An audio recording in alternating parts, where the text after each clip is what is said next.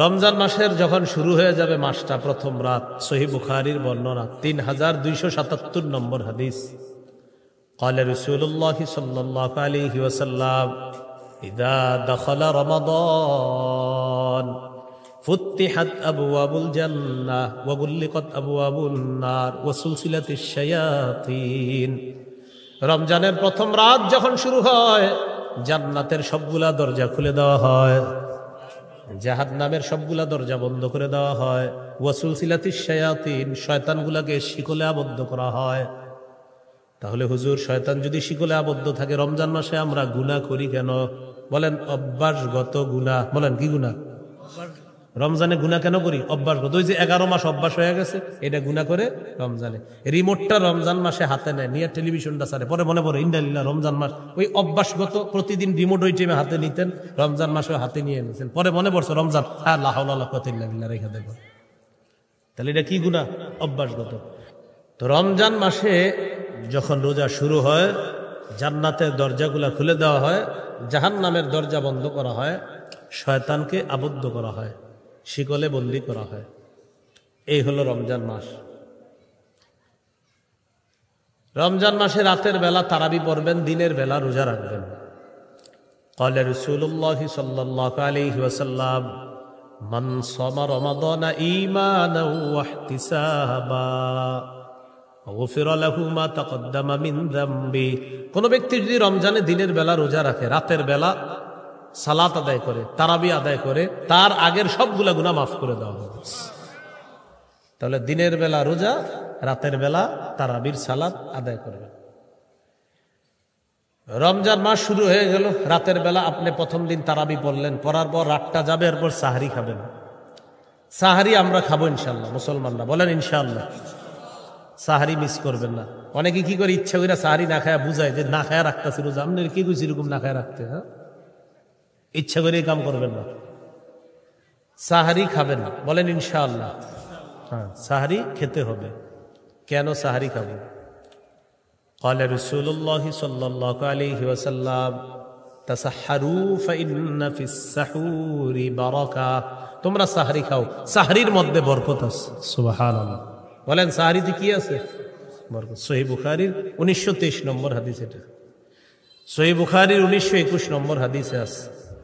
عن زيد بن ثابت رضي الله تعالى عنه تسحرنا مع رسول الله صلى الله عليه وسلم। আমরা নবীজির সাথে সাহারি খেয়েছিলাম। এখান থেকে বোঝা যায় সাহারি খাওয়া আল্লাহর নবীর অভ্যাস, সাহাবীদের অভ্যাস। আরেকটা জানলাম, সাহারি খাওয়া এটা বরকত। বলেন সাহারির মধ্যে কি আছে? বরকত আছে। অন্য হাদিসে আছে قال رسول الله صلى الله عليه وسلم হালুম্মু ইলাল গাদাইল মুবারাক। আসো তোমরা বরকতপূর্ণ খাদ্যে অংশগ্রহণ করো। এই সাহারির সময় নবী বলছেন, আসো বরকতপূর্ণ খাদ্যে অংশগ্রহণ করো। সাহারি যারা খাবে তাদের উপর আল্লাহর রহমত নাজিল হবে, ফেরেশতারাও তাদের জন্য দোয়া করবে। তো আল্লাহর রহমত দরকার আসেনি সবার, এই জন্য সাহারি খাবে। ইন্নাল্লাহা ওয়া মালাইকাতাহু ইউসাল্লুনা আলাল মুতাসাহহিরিন। যারা সাহরি খায় তাদের উপর আল্লাহ তাআলা রহমত নাজিল করেন, আর তাদের জন্য ফেরেশতারা দোয়া করতে থাকে, আল্লাহ যারা সাহরি খায় তাদেরকে আপনি মাফ করে দেন, তাদেরকে আপনি কি করে দেন? মাফ করে দেন। এজন্য আমরা সাহরি খাবো। সাহরির মধ্যে প্রতিদিন খেজুর রাখবেন, 1-2টা খেজুর রাখবেন। ক্বালা রাসূলুল্লাহ সাল্লাল্লাহু আলাইহি ওয়াসাল্লাম নি'মা সাহুরুল মুমিনি আত-তামার। নবীজি বলেন মুমিনের সর্বশ্রেষ্ঠ সাহরি হলো খেজুর। খেজুর হলো মুমিনের সর্বশ্রেষ্ঠ একটা সাহরি। এজন্য সাহরির সময় খেজুর রাখবেন, প্রতিদিন 1টা 2টা 3টা খেজুর রাখবেন, মিস করবেন না খেজুর। সাহরির সময় খেজুর রাখবেন। খেজুর পুষ্টিকর খাদ্য। সাহারি দেরি করে করবেন, ইফতারি তাড়াতাড়ি। قال رسول الله صلى الله عليه وسلم عجلوا الافطار واخروا السحور। ইফতারি তাড়াতাড়ি করবা, আর সাহরি বিলম্ব করে করবা। সাহরি একটু দেরি করে করবা, আর ইফতারি একটু তাড়াতাড়ি করবা। মনে থাকবেন ইনশাআল্লাহ। আল্লাহ তৌফিক দান করেন। তাহলে সাহরি বরকতি খাদ্য, আর সাহরির মধ্যে খেজুর রাখা এটা সবচেয়ে একটা দামি খাদ্য। এই খেজুরটা সাহরির মধ্যে রাখার চেষ্টা করব, আল্লাহ তৌফিক দান করেন। এইগুলো আপনার আজকের দ্বিতীয় আলোচনা। 3 নাম্বার আলোচনা, রমজানে রোজা রাখার ফজিলত। নাসাইর বর্ণনা, قال رسول الله صلى الله عليه وسلم كل عمل ابن آدم له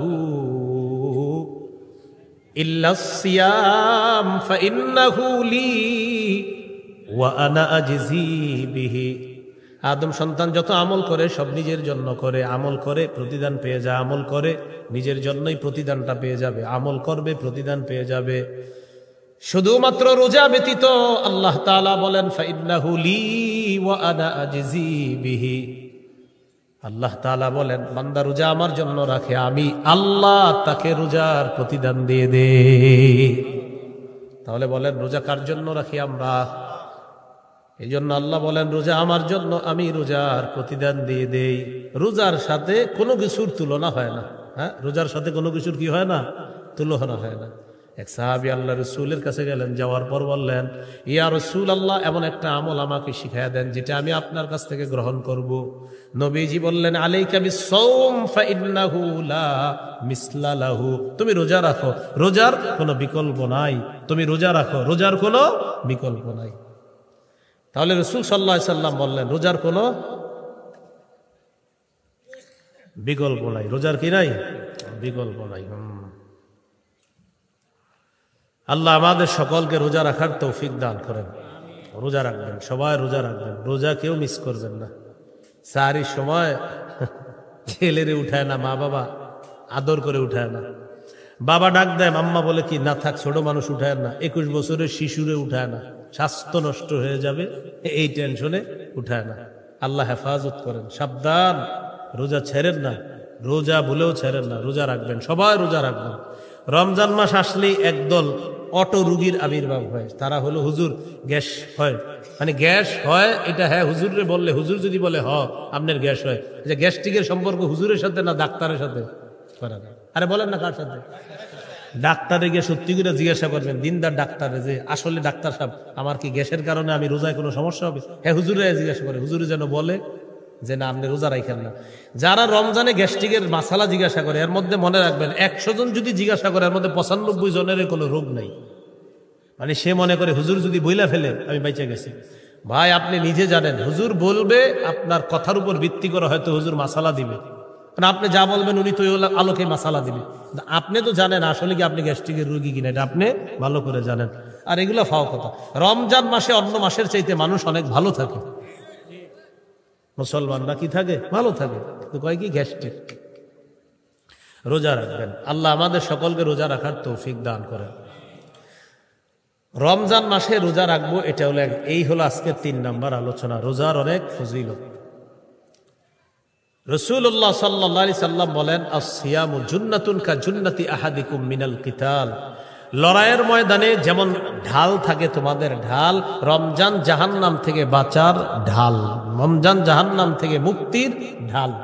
মুক্তির কি ঢাল? জাহান্নাম থেকে মুক্তির ঢাল হলো রমজান। আজকের 4 নাম্বার আলোচনা, রমজান মাসে দিনের বেলা আপনি যখন রোজা রাখবেন বেশি থেকে বেশি ইবাদত করার চেষ্টা করবেন, খুব বেশি পরিমাণে ইবাদত করবেন। করবেন না ইনশাআল্লাহ?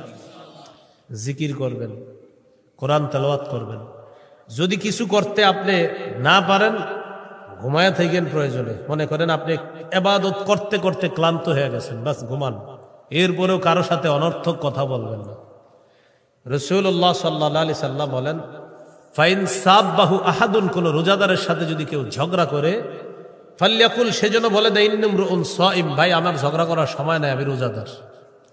কেউ যদি রোজাদারের সাথে ঝগড়া করে, রোজাদার যেন এই কথা বলে ইন্নিমরুন সাইম, আমি রোজাদার, আমি ঝগড়া করতে পারবো না, এই কথাটা যেন রোজাদার বলে দেয়। তাহলে আমরা কারো সাথে কি করব না? ঝগড়া করব না। রাসূলুল্লাহ সাল্লাল্লাহু আলাইহি সাল্লাম বলেন যে ব্যক্তি রোজা রাখে ফালা ইয়ারফুত, সেজন্য রমজান বেলা কোনো অশ্লীল কাজ কর্ম না করে, কোনো অশ্লীল কথা না বলে। তাহলে অশ্লীল কাজকর্ম করা যাবে না, অশ্লীল কথাও বলা যাবে না। আল্লাহ হেফাজত করেন। সূরা আনামের 151 নম্বর আয়াতে আল্লাহ বলেন কুল তাআলাউ আতলু মা হাররামা রাব্বুকুম আলাইকুম আল্লা তুশরিকু বিহি শাইআ وبالوالدين إحسانا ولا تقتلوا أولادكم من إملاق نحن نرزقكم وإياهم ولا تقربوا الفواحش ما ظهر منها وما بطن তোমরা প্রকাশ্য অশ্লীলতা গোপন অশ্লীলতার কাছেও যেও না প্রকাশ্য অশ্লীলতা গোপন অশ্লীলতার কাছেও যেও না অন্য আয়াতে আল্লাহ বলেন ওয়াদারু যাহিরাল ইসমি ওয়া বাতিনা প্রকাশ্য পাপ ছেড়ে দাও গোপন পাপ তোমরা ছেড়ে দাও তাহলে প্রকাশ্য পাপ ছেড়ে দাও গোপন পাপ ছেড়ে দাও আল্লাহ আমাদেরকে প্রকাশ্য পাপ গোপন পাপ থেকে হেফাজত করেন এই হলো রমজান সম্পর্কে আলোচনা আল্লাহ আমাদের সকলকে আমল করার তৌফিক দান করেন আজকে কয় তারিখ ফেব্রুয়ারি মাসের কালকে পরের দিন 14 তারিখ ওই দিন লাইলাতুল বারাআত ওই দিন দিবাগত রাতে কি লাইলাতুল বারাআত ওই দিনই তো নাকি আর কিছু আছে না লাইলাতুল বারাআত মানে দিনের বেলা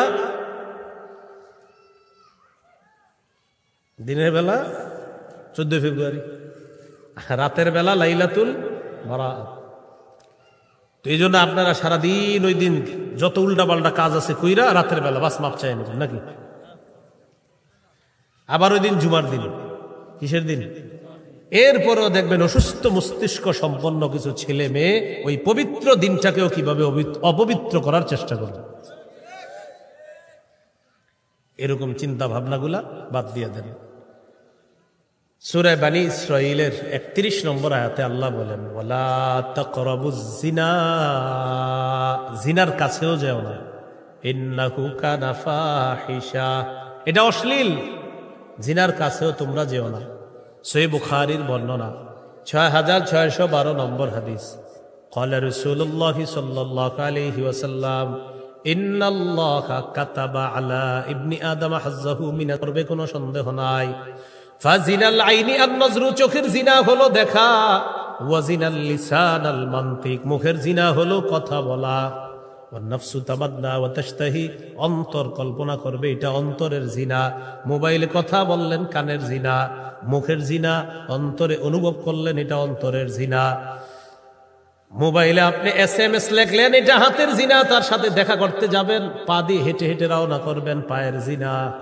কিসের জিনা পায়ের জিনা আল্লাহ হেফাজত করেন তাহলে এই জিনাগুলার কাছেও যাওয়া যাবে না এগুলার চিন্তা ভাবনাও করা যাবে না মুমিনের ভালোবাসা হবে আল্লাহর জন্য মুমিনের ভালোবাসা রাসূলের জন্য মুমিনের ভালোবাসা জিহাদের জন্য কি বুঝে আসছেন কথাটা আল্লাহ তাআলা বলেন ওয়াল্লাযীনা আমানু আশাদ্দু হুব্বাল লিল্লাহ যারা ঈমানদার তারা বেশি ভালোবাসে আল্লাহকে আল্লাহর প্রতি তাদের সবচেয়ে বেশি ভালোবাসা সূরা আলী ইমরানে আল্লাহ বলেন কুল ইন কুনতুম তুহিব্বুনাল্লাহ ফাত্তাবিউনি ইউহিব্বুকুমুল্লাহ নবী আপনি বলেন তোমরা যদি আল্লাহকে ভালোবাসো তাহলে আমার অনুসরণ করো ইউহিব্বুকুমুল্লাহ যদি আমার অনুসরণ করো আল্লাহ তোমাদেরকে ভালোবাসবেন ওয়া ইয়াগফির লাকুম যুনুবাকুম তোমাদের গুনাহগুলো আল্লাহ মাফ করে দিবেন এখন নবীজির ইত্তেবা কিভাবে করব ক্বালা রাসূলুল্লাহ সাল্লাল্লাহু আলাইহি ওয়াসাল্লাম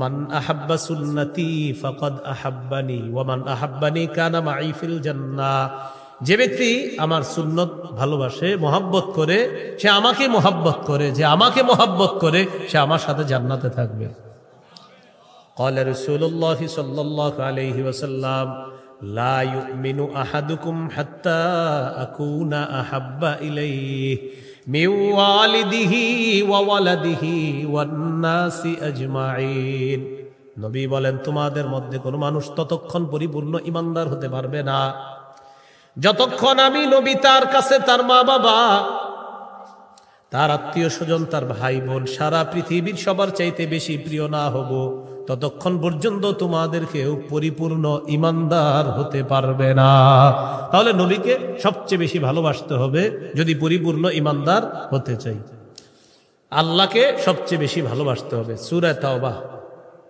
24 নম্বর আয়াতে আল্লাহ বলেন কুল ইন কানা আবাউকুম যদি তোমাদের মা বাবা ওয়া আবনাউকুম যদি তোমাদের সন্তান ওয়া ইখওয়ানুকুম যদি তোমাদের ভাই বোন ওয়া আজওয়াজুকুম যদি তোমাদের স্ত্রী, ওয়া আশিরাতুকুম যদি তোমাদের পরিবার, ওয়া আমওয়ালুন ইখতারাফতুমুহা যদি তোমাদের সম্পদ, ওয়া তিজারাতুন তাখশাউনা কাসাদাহা যদি তোমাদের ব্যবসা, ওয়া মাসাকিনু তারদাউনাহা যদি তোমাদের প্রিয় বাসস্থান, আহাব্বা ইলাইকুম মিনাল্লাহ আল্লাহর চেয়ে বেশি প্রিয় হয়ে যায়, ওয়া রাসূলিহি রাসূলের চাইতে বেশি প্রিয় হয়ে যায়, ওয়া জিহাদিন ফি সাবিলি জিহাদের চাইতে বেশি প্রিয় হয়ে যায়, ফাতারাব্বাসু হাত্তা ইয়াতিয়াল্লাহু বিআমরি তাহলে অপেক্ষা করো, আল্লাহ তাআলা গজবের অপেক্ষা করো, যে গজব আল্লাহ তোমাদেরকে দিবেন, বলি নাউযুবিল্লাহ। তাহলে ভালোবাসতে হবে বেশি আল্লাহকে, রাসূলকে, জিহাদকে। তো আমাদের ভালোবাসা কার জন্য? হ্যাঁ না, আপনি যদি 14 ফেব্রুয়ারি বলেন হুজুর আমি অমুকরে ভালোবাসি আল্লাহর জন্য, হ্যাঁ এটা কিন্তু হবে না, এটা হলো গুনাহ। বলেন এটা কি? একটা যে মেয়ের সাথে আপনার দেখা দেওয়া হারাম, কথা বলা হারাম, তার এইগুলা বলা যে তারে ভালোবাসেন আল্লাহর জন্য, এই সমস্ত কথা, আর তার সাথে আপনি ওই যে ভয়ঙ্কর অপরাধ, প্রেম ইত্যাদি বিষয়গুলা, এগুলা হলো অপরাধ, এগুলা জিনা, এগুলা সঠিক কথা না, এগুলা কি কথা না, সঠিক কথা না। হ্যাঁ, মুসলমানকে আল্লাহর জন্য ভালোবাসা এটা ব্যাপক। যেমন আমি আপনাদের সকলকে ভালোবাসি, আপনারা আমাকে ভালোবাসেন আল্লাহর জন্য, এটা হলো ভালোবাসা। কিন্তু ওই যে যেটা সেটা বলতেছেন, মানে এটা হলো ভালোবাসা, মানে ওই যে আপনার নোংরামি। তো নোংরামিটা কি ভালোবাসা? আরে বলে ওটার নাকি ভালোবাসা না নোংরামি? নোংরামির নাম ভালোবাসা কিভাবে হয়? এই জন্য হাদিসে আসছে মান আহাব্বা লিল্লাহ, প্রকৃতপক্ষে যে আল্লাহর জন্য কাউকে ভালোবাসে, ওয়া আবগাদা লিল্লাহ আবার আল্লাহর জন্য ঘৃণা করে, ওয়া আ'তা লিল্লাহ আল্লাহর জন্য দান করে, ওয়া মানা'a লিল্লাহ আবার আল্লাহর জন্য দেয় না, দেয় আল্লাহর জন্য আবার আল্লাহকে খুশি করার জন্য দেয় না। যেমন ভালো কাজে দান চাইছেন দিয়ে দিছে, খারাপ কাজে চাইছে দেয় না, তো দিল ভালো কাজে কার জন্য? আবার খারাপ কাজে যে দিল না সেটাও কার জন্য? ফাকাদ ইসতাকমালাল ঈমান, সে তার ঈমানকে পরিপূর্ণ করলো, সে তার ঈমানকে কি করলো? পরিপূর্ণ। তো এই যে কয়জন ওয়াজটা শুনতেছেন আপনারা এই নোংরামিটা থেকে বেঁচে থাকেন, বাস। আপনি আরো 10 জনকে বলে দেন যে এটা নোংরামি, এটা অশ্লীলতা, এটা জিনা, এটা বেহায়াপনা। আল্লাহ আমাদেরকে হেফাজত করেন। সেই দিনকে কেন্দ্র করে আমাদের মেয়ে যারা আছে, আপনি আপনার সন্তান, আপনার মেয়েটাকে আপনি ঘরে আটকে রাখেন, আপনার বোনকে আপনি ঘরে আটকে রাখেন। কেন? قال رسول الله صلى الله عليه وسلم المرأة عورة فإذا خرجت استشرفها الشيطان। কোন মেয়ে যখন রাস্তায় বের হয়, মেয়ে হলো ঢেকে রাখার জিনিস, একটা মেয়ে যখন রাস্তায় বের হয়, ইস্তাশরাফাহা শায়তান, শয়তান তাকে অন্যদের কাছে মোহনীয় রূপে, মোহনীয় ভঙ্গিতে উপস্থাপন করে। শয়তান অন্যদেরকে খোঁচা মারে যে মেয়েটার দিকে তাকাও, তাকে মোহনীয় রূপে উপস্থাপন করে অশ্লীলতার মধ্যে যুবকদেরকে ফেলার জন্য ফাঁদ পাতে শয়তান। তাহলে নারী হলো ঢেকে রাখার জিনিস, নারী পর্দার বাহিরে যাওয়ার জিনিস না। তাহলে এই অশ্লীলতা থেকে আমরা আমাদের সমাজকে হেফাজত করতে হবে। তাহলে শুক্রবার দিন, জুমার দিন, আবার লাইলাতুল বারাআত হলো রাতের বেলা, তো আবার দিনের বেলা ঘটনাচক্রে এটার নাম হয়ে গেছে 14 ফেব্রুয়ারি। হ্যাঁ, তো এই জন্য কোনো নোংরামির মধ্যে আমরা পা বাড়াবো না, কোনো নোংরামিকে আমরা সমর্থন করব না। কি মনে থাকবেন ইনশাআল্লাহ? তাহলে কোনো নোংরামিকে আমরা সমর্থন করব না। রাতের বেলা ইবাদত করতে পারেন, বাকি ডাইকা ডাইকে ইবাদত করেন না। লাইলাতুল বারাআত এটা হাদিসে আসছে লাইলাতুন নিসফি মিন শাবান। কি আসছে হাদিসে? লাইলাতুন নিসফি মিন শাবান। এই রাতে আল্লাহ তাআলা ক্ষমা করে দেয়, আল্লাহ তাআলা এই রাতে সকলকে ক্ষমা করে দেয়, সকলকে ক্ষমা করে দেয়, 2 জন ছাড়া, ইল্লা লি মুশরিকিন আও মুশাহিদিন। মুশরিককে আল্লাহ ক্ষমা করে না, আর মুশাহিন বিদ্বেষ পোষণকারীকে আল্লাহ ক্ষমা করেন না। যদি অন্যান্য বর্ণনা আরো অনেকের নাম আসছে, অনেকগুলো অপরাধীদের ব্যাপারে আসছে, কিন্তু এই বিশুদ্ধ একটা বর্ণনা আসছে যে যেই ব্যক্তি বিদ্বেষ পোষণ করে, ভাই ভাইয়ের সাথে বিদ্বেষ রাখে, তাকে আল্লাহ মাফ করে না, আর হলো মুশরিককে আল্লাহ মাফ করে না। এছাড়া অন্যদেরকে আল্লাহ তাআলা এই রাতে মাফ করে দেয়। তো এই রাতটা আপনার কাউরে ডাইকা ডাইকা আপনি আনতে হবে, ভাই চল, এরকম না। বাস আপনি এই রাতে ইবাদত, পার্সোনাল ইবাদত করেন, এটাই বেশি গুরুত্বপূর্ণ, দামি। এরপরেও যদি ডাকা ডাকি ছাড়া যদি কোথাও কেউ একত্রিত হয়ে যান, সেটা ভিন্ন কথা, দোষণীয় না, কিন্তু ডাকা ডাকি করা যাবে না। এই রাতটা ফজিলতপূর্ণ রাত, আপনি ঘরে বসে বসে ইবাদত করেন, সমস্যা নেই। আপনি মসজিদে আসেনও যদি আপনি কাউরে ডাকা প্রয়োজন নেই, আপনি আসেন, আইসা আপনি ইবাদত করেন। আর কেউ যদি আপনার দেখা দেখি আসে, এটা কোনো দোষণীয় না, অপরাধ হবে না। এই রাতে কেন্দ্র করে হালুয়া রুটি বানাবেন না। হালুয়া রুটি খাওয়া না যায় না, কিন্তু এই রাত্রে কেন্দ্র করে আপনি কেন বানাবেন? আগের দিন খেতে পারলেন না, আজকে খান। তো এই জন্য এই রাতটাকে কেন্দ্র না করা, উদ্দেশ্য না করা। মনে থাকবেন ইনশাল্লাহ। অনেকে ভাবে এই রাতে গোসল করার আলাদা ফজিলত আছে, এই সঠিক কথা না। আলাদা গোসল করার কোনো ফজিলত নেই এই রাতে, যে আলাদা গোসল করলে আলাদা ফজিল, এরকম কোনো বিষয় না। গোসল আপনি আজকেও যেমন করতে পারেন, কালকেও করতে পারেন, ওই দিনও করতে পারেন, কিন্তু ওই দিনেই করতে হবে এরকম কোনো জরুরি বিষয় না। মনে থাকবেন ইনশাল্লাহ। এই আজকে একটা রোজা রাখতে পারতেন, আজকে দিনে, কালকে একটা রাখেন, পরের দিন একটা রাখেন, পরের দিন একটা রাখেন। আপনি একটা কাজ করেন, কালকে রাখেন, কালকে একটা রাখেন, শুক্রবার একটা, কয়টা হলো? 2টা। শনিবার একটা, 3টা রেখে দেন। কারণ প্রত্যেক মাসে অভ্যাসগত কয়টা রোজা করাইছে রবি? তাহলে আপনি ওই ফজিলত পেয়ে গেলেন। আবার এই লাইলাতুল বরাআতের পরের দিন যে সিয়াম পালন করা, এই সিয়াম পরের দিন সিয়াম পালন করার যে বিষয়, শুধু লাইলাতুল বরাআতকে কেন্দ্র করে সিয়াম পালনের একটা বর্ণনা আছে ইয়াতে ইবনে মাজায়। তো এই বর্ণনাটা দুর্বল। বলেন বর্ণনাটা কি? দুর্বল। তো এখন আপনি যেহেতু এইটা দুর্বল বর্ণনা, তো এখন বিশুদ্ধ বর্ণনা কি? বিশুদ্ধ বর্ণনা হলো প্রতি মাসে 3টা রোজা রাখার কথা আছে। তো সেক্ষেত্রে আপনি আগামীকাল একটা রাখেন, শুক্রবারে একটা, আর লাইলাতুল বরাআতের পরের দিন হয়ে গেল আরেকটা। তো 3টা রাখলেন, ফজিলত পেয়ে গেলেন, আর আপনি এই কথাগুলোর উপরে আমল করার সওয়াব পেয়ে যাবেন ইনশাআল্লাহ। তাহলে কি শিখলাম?